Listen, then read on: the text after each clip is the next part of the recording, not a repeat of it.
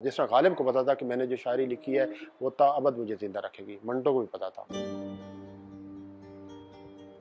उर्दू में पढ़ा जा रहा है मंटो, अंग्रेजी में पढ़ा जा रहा है, लेकिन मंटो की जो रूह है उसकी, जो उसके अंदर जो आज़ादी के साथ ज़िंदगी को वो पेश करना है, उसकी जो कबूलियत वो तो उस तरह नहीं है। फैशन के तौर पर लोग बहुत ज़्यादा पढ़ने लगे हैं मंटो को।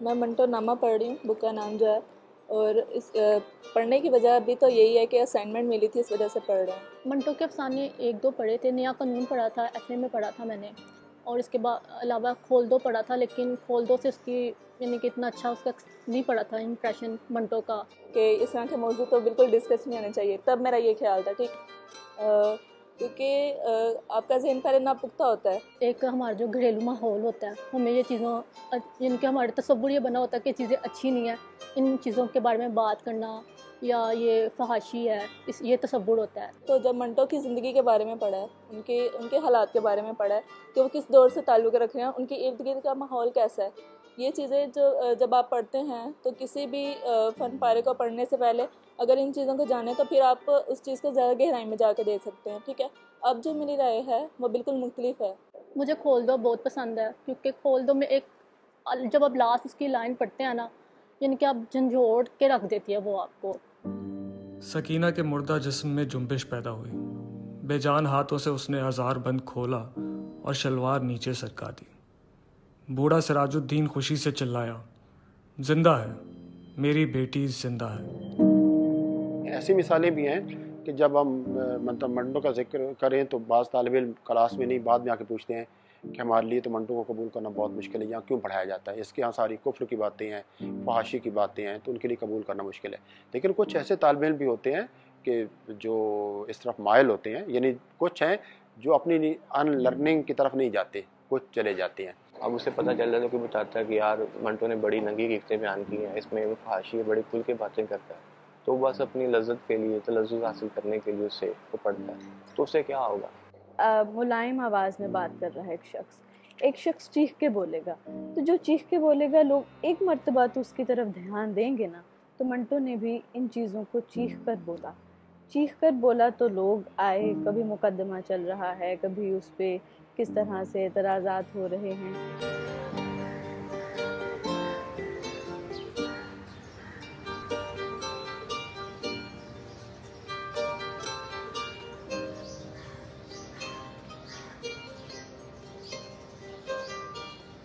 देखिए, मंटो पर ही नहीं, हमारे बहुत से जो 20वीं सदी के बड़े लिखने वाले हैं उन पर 47 के वाक़े का बहुत असर है। ये सिर्फ सियासी या जोग्राफियाई तकसीम का मसला नहीं था, ये इंसानों के दरमियान की तकसीम थी। मंटो कहते हैं कि मैं पहले 3 माह तो बिल्कुल एक सरगर्दा रहा और मैं ये समझने से कासिर था कि ये हुआ क्या है, मैं नहीं समझ पा रहा था, और मेरे ज़हन में कभी बम्बे आ रहा है, कभी कराची आ रहा है, और लाहौर का मैं देखता हूँ तो बिल्कुल और तरह का है।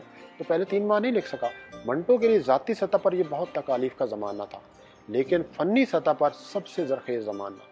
अब आप इसको इंसानी एक अलमिया कहें कि इंसान को बाज़ औक़ात अजीम आर्ट पैदा करने के लिए अपनी ज़ात, अपनी आसाइश, अपनी खुशियों, अपने ख़ानदान की कुर्बानी भी देना पड़ती है, और मंटो ने बड़ी कुर्बानी दी।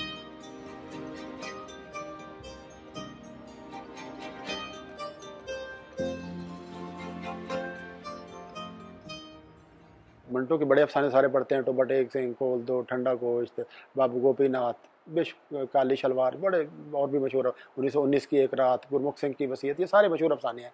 लेकिन जो सुराज के लिए है, जो उनके प्लाई अफसानों में शामिल है, वो ज़रूर पढ़िए कि किस तरह सियासी लीडर आवाम को अपने लिए इस्तेमाल करते हैं, और किस तरह इंसान उन तहरीकों का हिस्सा बनकर ख़ुद अपने आप से बेगाना हो जाते हैं। मैं तो यही कहूँगा सब आखिर में कि मंटो को ज़रूर पढ़ना चाहिए, लेकिन मंटो की नज़र से पढ़ें, मंटो जो कहना चाहता है वो पढ़ें, और पूरी जिस जुर्रत का तकाज़ा मंटो करता है उसी जुर्रत के साथ अपनी इस ज़माने को फिर देखिए।